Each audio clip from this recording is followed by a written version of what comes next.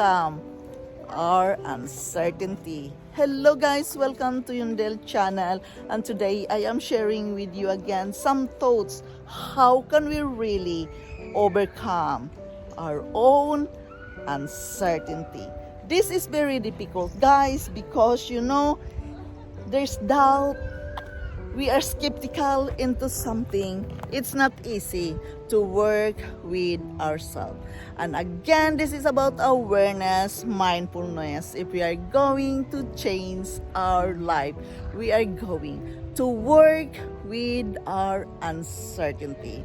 We must face it, we must embrace it, and we must accept it. Acceptance is very important when we are going to work with our uncertainty. So guys, I welcome you here in my channel, and I hope you bear with me with this topic because this is quite very difficult. So guys, thank you for dropping here today. How to overcome uncertainty? Uncertainty means doubt, skepticism, suspension, mistrust. It means lack of sureness about someone or something. Uncertainty may range from a falling short of certainty to an almost complete lack of conviction or knowledge, especially about an outcome or result. Why life is full of uncertainty? That's because uncertainty, a long-known cause of anxiety, makes a difference to prepare for events or to control them. We, as a human being, vary in our desire to minimize uncertainty. To overcome life's uncertainties, we must learn some simple steps that we can help us daily with ourselves in facing it. Number one, we must always be kind to ourselves. It is very important that we are kind to ourselves. We must learn to reflect on past successes. We must learn to develop new skills. We must limit exposures to news because news is not always positive. We can hear from the news. It is very important that we can set limitations in our following what news is going on today. Yes guys, it is a work and effort when we are going to work with ourselves. We must avoid dwelling things we can't control. We must accept that some things are out of our control, and it is very difficult if we are just keep on dwelling it. It doesn't help us at all. Acknowledge that we are good in giving advice to others.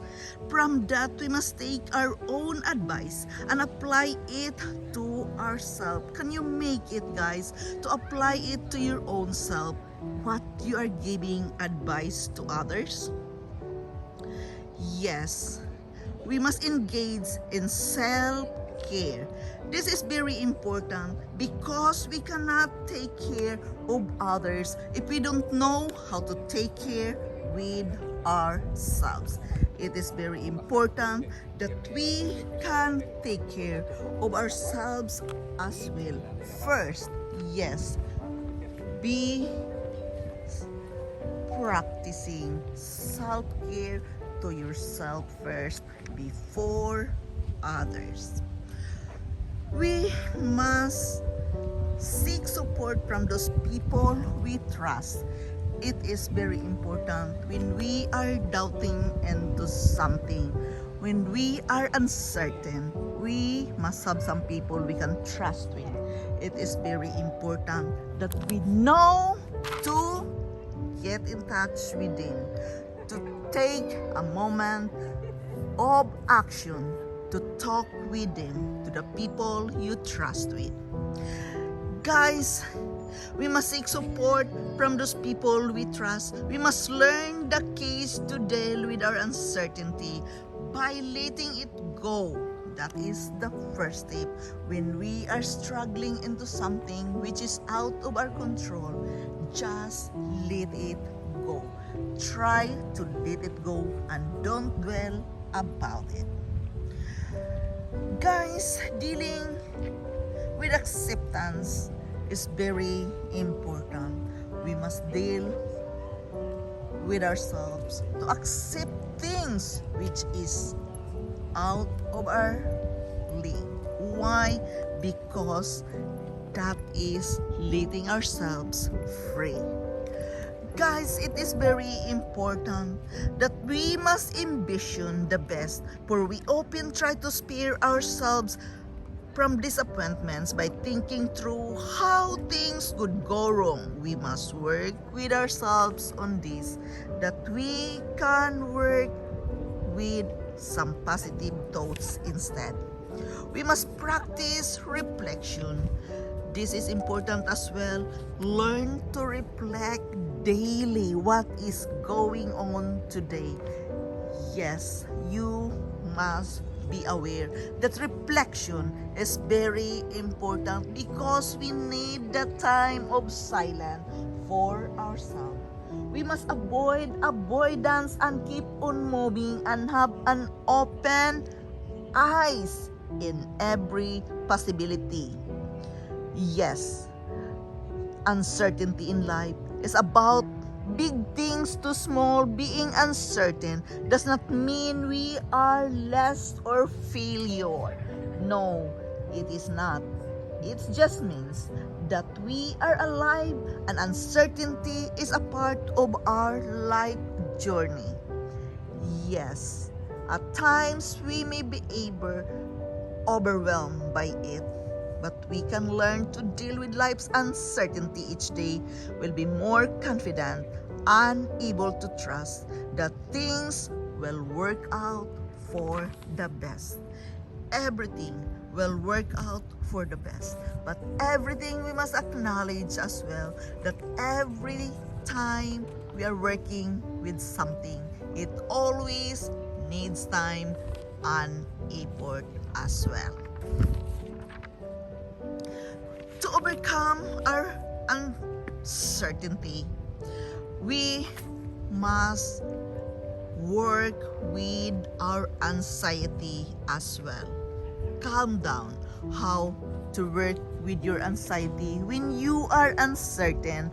It is very important that you can practice the power of prayer and the power of meditation. It really helps us to work with our anxiety. We are uncertain because we are doubting into something and we don't feel secure. Therefore, uncertainty is there. Yes, anxiety is a part of it. Therefore, we must work with that as well.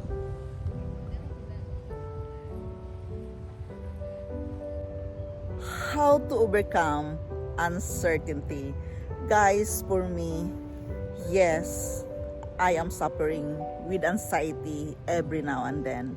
Doubtness, being skeptical is there within me sometimes.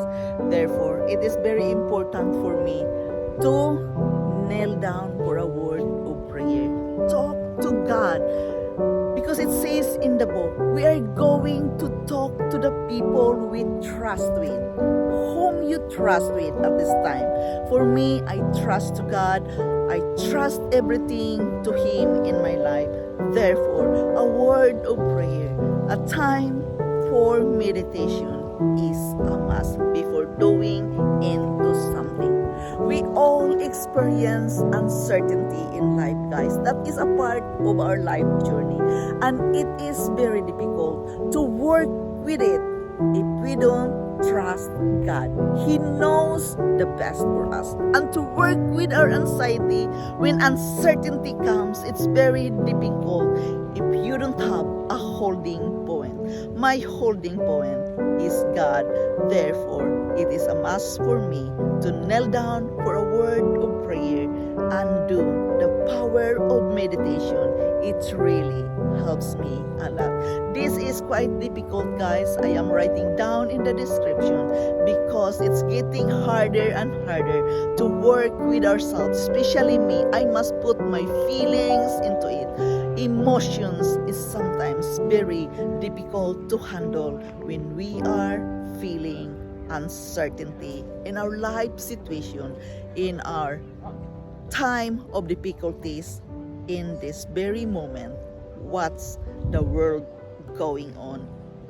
There are a lot of challenges we are facing.